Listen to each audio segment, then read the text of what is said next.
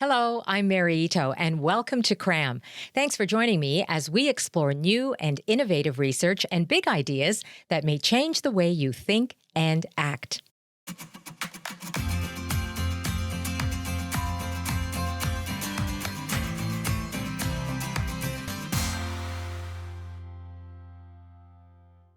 Everyone wants to be happy, right? But do we really know what happiness is? Is it a feeling, brief, ephemeral, or is it a state where we can bask in the glow for a while? We think love, leisure, doing the things we want in life, and having the things we want, like money and status, those could be things that bring us happiness. But do they? What actually contributes to happiness in life? There are many questions around the question of happiness. It's an area Jim Davies explores in his book, Being the Person Your Dog Thinks You Are. Jim is a cognitive scientist and director of the Science of Imagination Lab at Carleton University in Ottawa. And he's also co-host of the award-winning podcast, Minding the Brain. Hi, Jim. Hi. Thanks for joining us. Happy to be here. Yes, I'm so happy you're here too. But you know what? When I was thinking about it, I don't know why, but I find happiness as a subject, when I was thinking about it and coming up with questions, I found it kind of a sort of a tricky, slippery area. And I don't know really why. Does that make sense to you? Like, is it kind I think of it this? does. Yeah. It is. I think, and as a somebody who studies the mind, I think I kind of understand why. It's because it's a bit of a blanket term for a lot of different positively valenced things that are going on in your head, right? Just like love is a little bit, the word love is a little bit overloaded. There's attachment, there's sexual lust, there's, caring, and they've got different chemicals associated with them. And so that when, you've got you fall in love with somebody and like later on, it turns into more of a bonded friendship. We still call it love, even though it feels quite different, right? Happiness, I think, is the same. Like we can be happy when we're excited. We can be happy when we're content. We can be happy when we're experiencing great pleasure, like a physical pleasure. But the underlying connector for all of that is that it's pleasant. It's positive, what we would call positively valenced instead of negatively valenced, right? And so happiness is usually thought of as like a state of having a lot of this, positive valence. But it's not something we sort of feel directly. It's sort of felt through these different kinds of, other sub feelings like joy and pleasure. Mm-hmm. How do you even measure it? Psychologists measure it in two, maybe three ways. One is the moment-to-moment happiness. So if I ask you, how happy are you right at this moment, you can kind of reflect, and maybe I ask you to give a number between 1 and 5, and you could tell me how happy you're feeling this moment. That's one kind of happiness. And if you want to measure how happy somebody is in general, what you can do is you give them they used to give people pagers, but now they have a little app, and it just buzzes once in a while at random times during the day and says, how do you feel? And people just answer, how do I feel right now? Right now. And often, what are you doing? Right? They do that too, to see what activities people are happiest doing. So then you can get a moment-to-moment happiness average, and you can say, for one person like Mary, how happy is Mary if you're looking at her moment-to-moment. The other way to measure happiness is something called life satisfaction, where you're asking people to kind of sit back and reflect on their life so far and how it's going and how much do they sort of approve of their life, in more like. So even if I'm feeling really down and crappy and I have a cold and I just got a paper rejected, if you were to ask me during that day on life satisfaction, how good is your life? I would still say, oh, it's really great. I happen to be feeling like crap right now, but it's really great. And those, like the average of the moment to moment happiness and the life satisfaction correlates pretty well, but not always.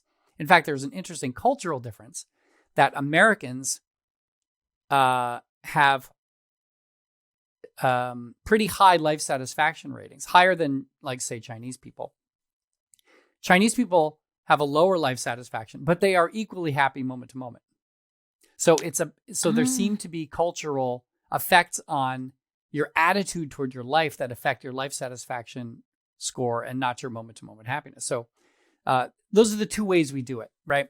And so when you're looking at happiness, it's always interesting to think about which measure people are using to study it. And they correlate usually, but not always. Well, and the other thing you bring up in your book is the happiness set point. So there's a genetic component to this as well, right? Yeah, there is. People will naturally hover around a certain level of happiness. And I think that most people kind of know this and they kind of don't, right? So on the one hand, a lot of people sort of think that your happiness is going to reflect how good your life is. But on the other hand, even though people sometimes believe that, they'll also know people who are really miserable, even though their life is fantastic, and other people whose life is miserable and they have no business being so happy.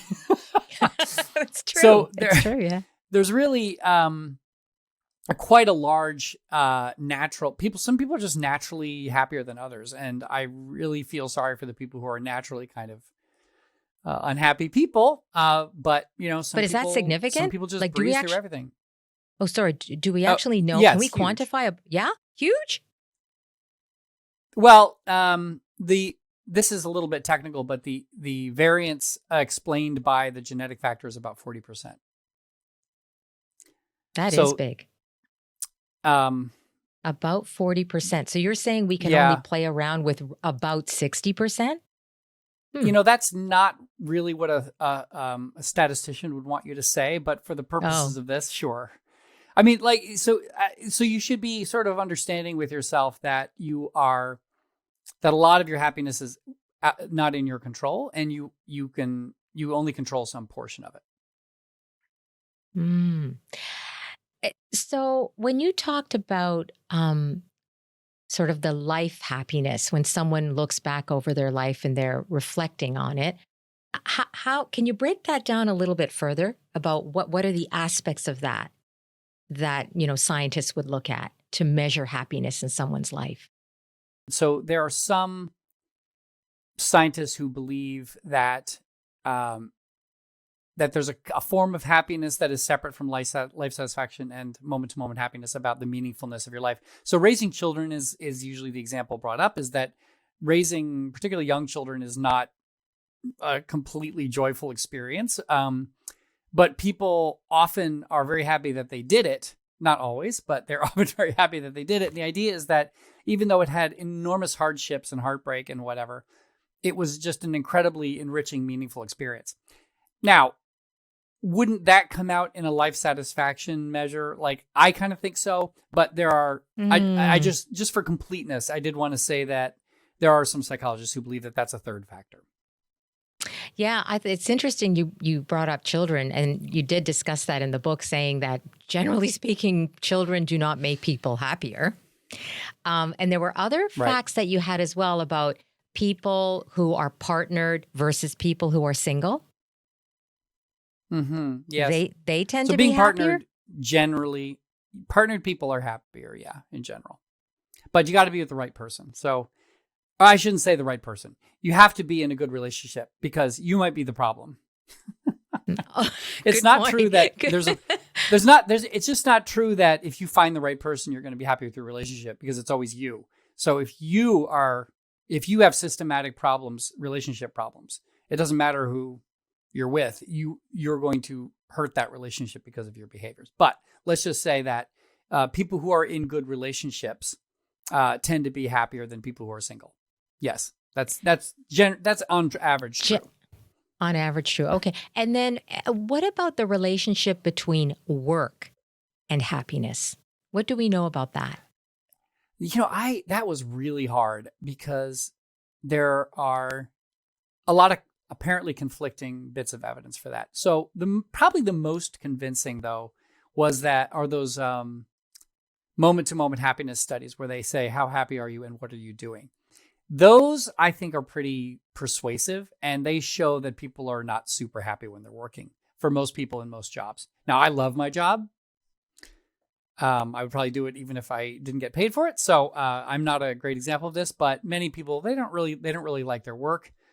At the same time, work is a real source of meaning and pride and life satisfaction. So people who are unemployed even if they're playing video games all day and they're getting moment to moment pleasure, might feel bad about themselves because this is a very achievement oriented culture, and right. So it could be hurting their life satisfaction. The other thing is that some people have argued that it's easier to get into a flow state at work. And a flow state is where you're kind of really engaged with your task and you're solving problems and making good progress at a steady pace and meeting challenges, and you're engaged. There's pleasure, there's curiosity, and the day just sort of flies by. So I had a friend who was kind of a lifelong server at a restaurant, and she just loved it. She just liked being in there and in the moment. She didn't worry about her other life. She just constantly had problems in front of her that she solved, and she got in the flow state and quite liked it. Going back to what you were saying, though, about the conflicting evidence and, people may not like to actually be working, and yet we can derive a lot of satisfaction from work. And I was thinking about, hard work. And sometimes we're faced with, let's say, a project at work or something we need to do, an assignment, and it's really difficult. We don't think we can do it, but we see it through, we accomplish it, and there's a wonderful feeling of achievement and happiness from doing that. You sometimes have to do stuff that is not pleasurable in the moment to get a large pleasure at the end of it. Okay? I think some people would call it like a second order happiness or whatever. So, let's take people who climb Mount Everest or whatever, to take an extreme example, something that is full of incredible hardship and frostbite and exhaustion and running marathon, running marathons, maybe not because you get endorphins, but I think everyone understands that there's some things that are hard to do. And at the end of it, you're super proud, in part because it was hard to do. Right. And you can hold on to that pride for what you did for, possibly the rest of your life. So yeah, people, so I've heard some people say you should, what would you do if you were going to die tomorrow? Then why aren't you doing that today? I'm like, that is a terrible way to think. If you lived every day like you were going to die tomorrow, you would never do the hard things. You would die that right end away. Up paying off in the future. It's like if I were going to die tomorrow, I'd spend the whole day, trying to have fun and settling my affairs. I don't know. It's like I can't spend every day. No, but you would live your life very differently, right? You would live your life very differently if you thought you were going to die tomorrow, right? And that's not. And you would the live way it worse. We live our lives. You would live it worse. Yeah, you would make terrible life choices if you were to live like you're going to die the next day, every day. Speaking of dying, you also mentioned that people who are dying, I guess they're on their deathbed, one of the biggest regrets for them is that they felt they worked too hard. That's an interesting study. Who's there at someone's deathbed asking them that? Wow. Oh, scientists get into all kinds of talking to people on their deathbed is easier than talking to newborns. But I mean, there are tons of scientists who study both, right? But I mean, that's not. Yeah, that's an that. Interesting one. Yeah, okay, so I have heard that people's biggest regret is that, I work too hard and, that's not what's going to be important at the end of my life, right? How many hours I clocked in at the office. Mm-hmm, mm-hmm. What do you make of that? What do you make of that sentiment that people express that? First of all, I think it's probably very much our culture. And I wouldn't want to say that this is a problem for humanity. I think it is I think that just probably 99.9% of people listening to this are in a culture that is heavily influenced by Western values. And the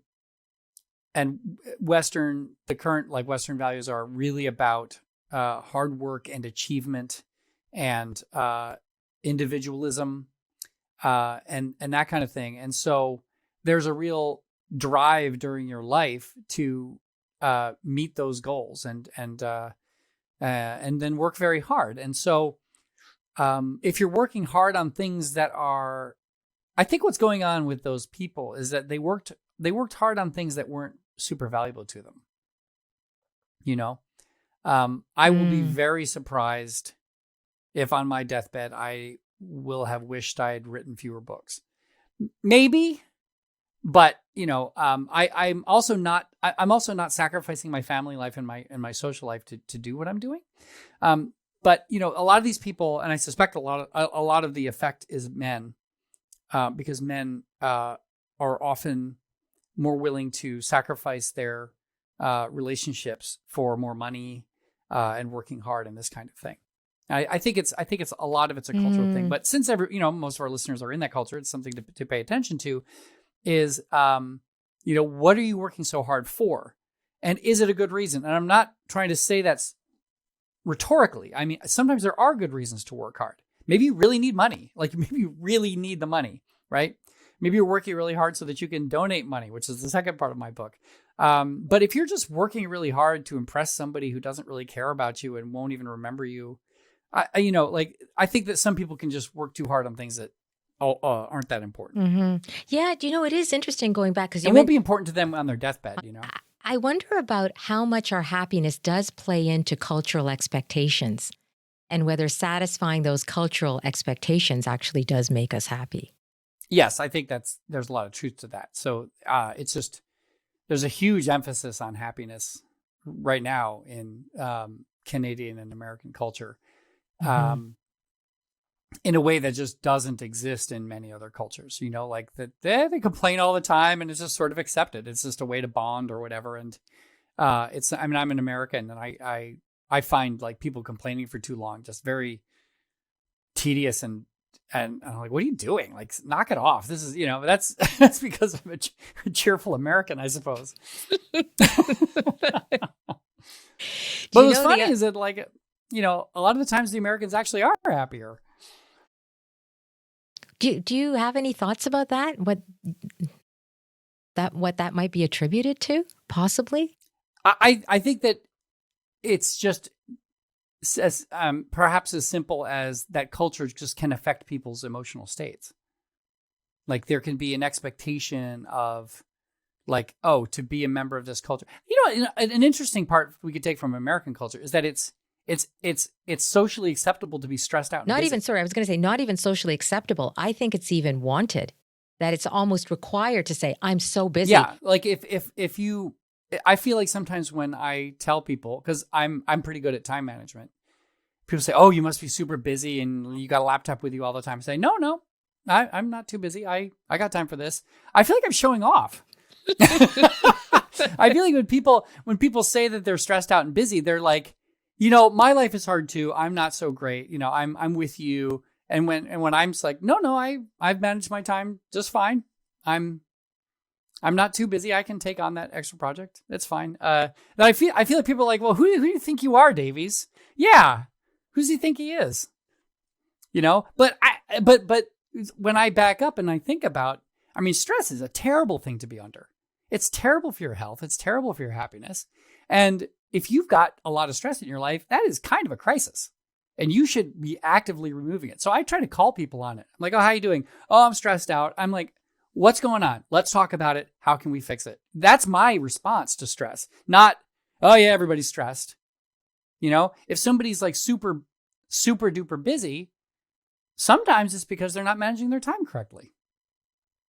Well, Jim, regarding happiness and older people, one of the startling facts that was in your book was that people in their 80s, I guess they scored higher in being happy than teenagers who were considered to be among the happiest. Yes. So there's a misconception in our culture that older people are really miserable, but the studies show they're quite happy. And some of the explanation seems to be that they know what they like and they just live their life that way. And as you get older, you start saying no to things more often. You start hanging out with the people you like more, and you don't, maybe you're not exploring quite as much, and you're more focused on doing the things that you want to do. There's an interesting trade-off between exploration and exploitation. And I don't mean exploitation in a negative way. I mean, like if you go to your favorite restaurant, let's say there's a restaurant in New York City. I have a restaurant in New York City called Becco. Every time I'm in New York City, I go to Becco. Why don't I try a new restaurant? Well, because I'm only in New York City once every 5 years or something. So why would I Try something. I need to exploit what I know I like. But if I moved to New York City, I wouldn't eat at Becco every night.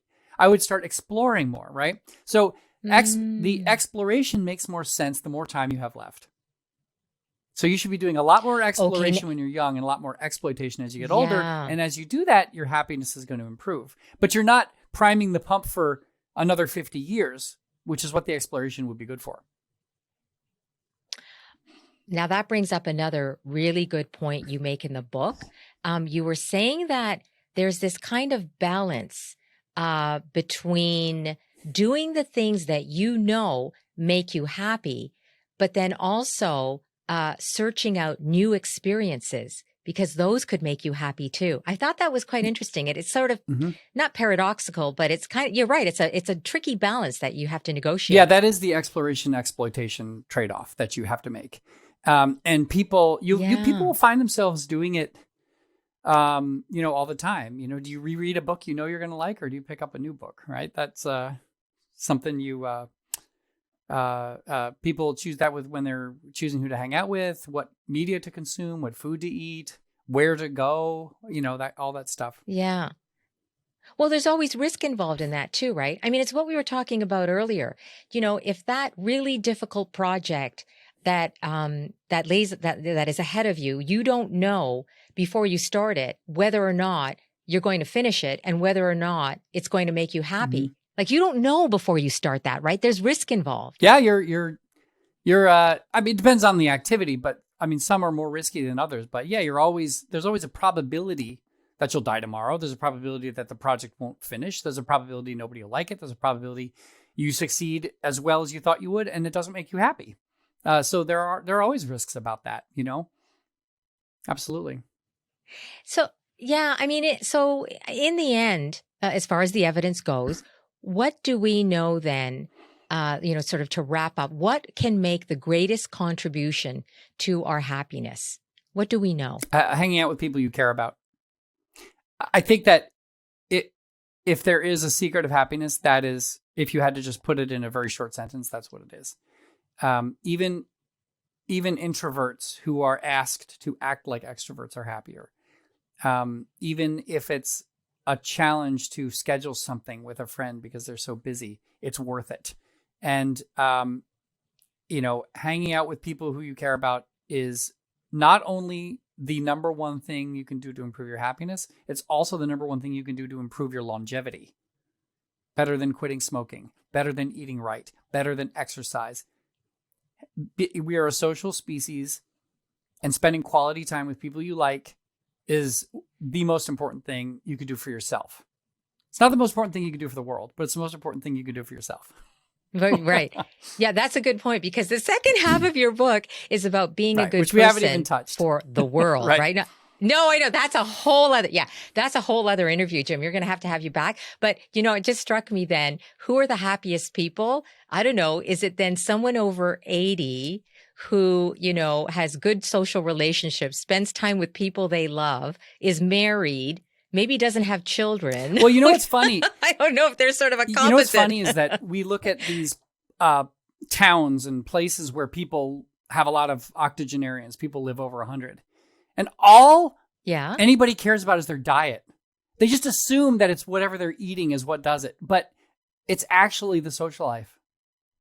And there's a great book by Susan Pinker, Steven Pinker's sister.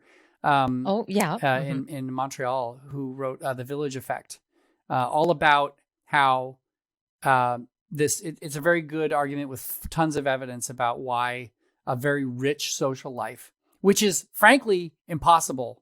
I mean, the level of social life that is in these towns with a lot of octogenarians is basically impossible in our culture. But you can try to do your best, and that is the most important thing you can do for your health and happiness.